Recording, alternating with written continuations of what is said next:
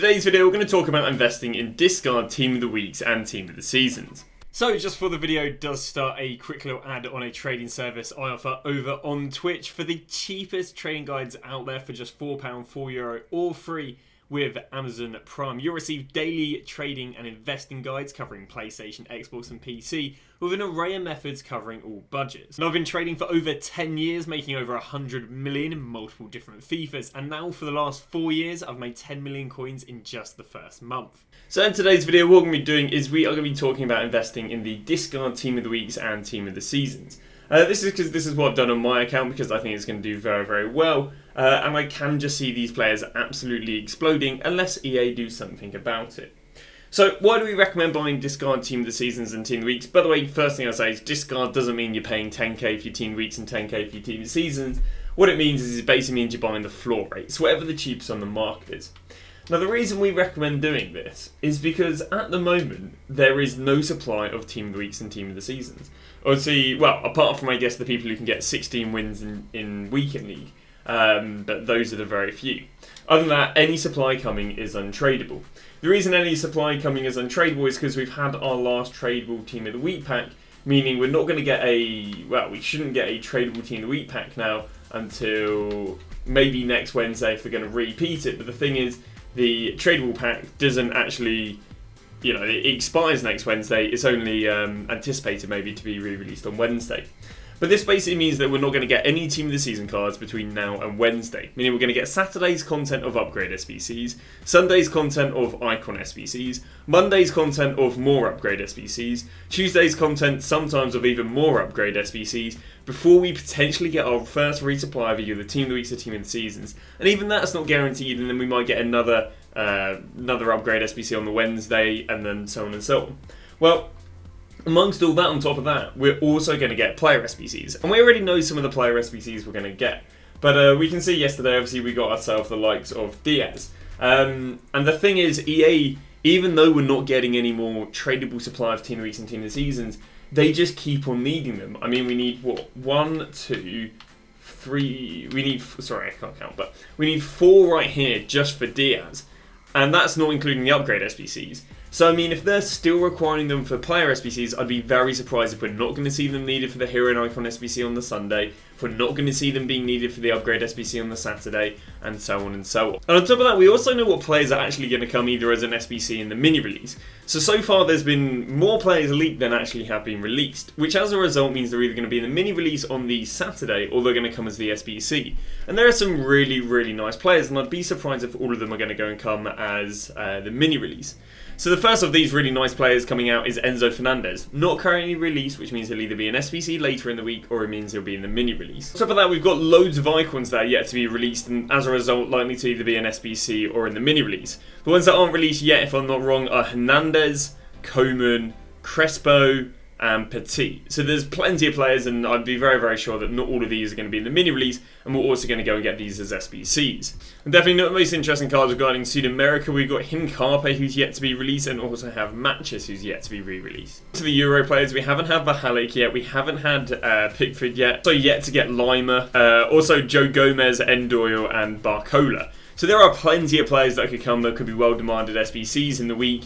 And all of them of which could require team of the weeks and team of the seasons. So what I've managed to do myself is I've actually managed to go and pick up one of every single discard, quote-unquote, team of the season moment, or what's it called, or team of season plus. So we've managed to go and pick ourselves up around about 45 team of the seasons, and then page 6 onwards is team of the weeks. I believe we managed to pick up over 200 team of the weeks, if I'm not wrong. Managed to go and pick up... yeah, give or take about 190 to 200 team of the weeks. And I haven't had to go on a sign whatsoever, which is the absolute beauty. On top of that, EA's increased a lot of these guys' price ranges. Last Tuesday, for example, all these team of the weeks now have 55k price ranges, which I wouldn't necessarily say, oh, that's indicating that EA knows they're going to go expensive, because EA's normally on a 2-week delay. So because they probably did really well 2 weeks ago is why they've all had these price range increases. Not because EA knows that they're going to go up loads. Although what I would say is it just makes this investment really nice, and compared to a few weeks ago when buying Team of the Weeks and half of them only had like 30k max price ranges. We're going to walk you guys through all the different outcomes we could see with Team of the Season and Team of the Weeks, because there's a few things. The first one we're going to talk about is Team of the Weeks. If Team of the Weeks are needed for the upgrade SBC this Saturday, specifically Team of the Weeks only, I generally think these are going to go from about 26k up to 40k by Wednesday. Now, if you're happy to gamble that Wednesday we're not going to get a tradable Team of the Week pack, I think they easily hit 50k. Why? Because these Team of the Weeks are so rare because they're being used in all these upgrade SBCs, and as long as there's enough demand to go and, open the SBCs we get on Saturday, I think they'll do very, very well. Every time we've seen Team of the Weeks be needed, we've seen them rise minimum 10k on the first day, and then they've had various trends after. So that's if Team of the Weeks are needed. I think they go 40 to 50k. Now, if it's a Team of the Season or Team of the Weeks that are needed, I still think they're going to hit like 35k and 40k by the end of the week.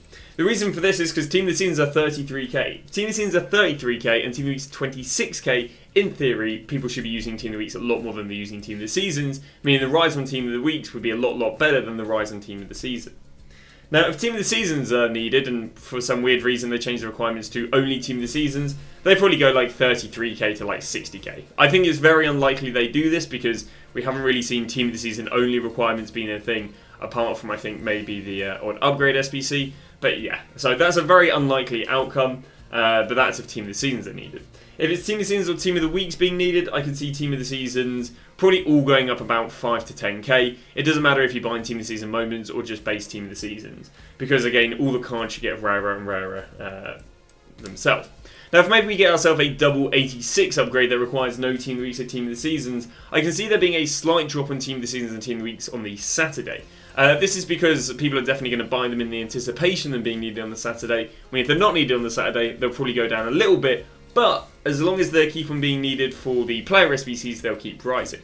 Especially if they're needed for the SBC we get on the Sunday with the Icon SBC. The Sunday is always our Icon and Heroes, and again, we should see, as long as that's needing Team of the Weeks and Team of the Seasons, to rise them quite nicely.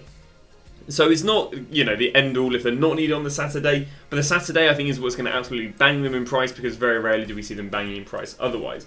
If not, you do have the Icon SBC on the Sunday and maybe the upgrade SBCs we get midweek, but the upgrade SBCs midweek are quite rare to rise them. Regards to selling them, if you want to play it very safe, I'd say Wednesday before 6 PM, because if there's any time there's going to be a tradable Team of the Week pack, it's Wednesday 6 PM. If you happen to gamble there's not going to be a tradable Team of the Week pack on Wednesday 6 PM, then I would look at selling them it'd be Friday after 6 PM.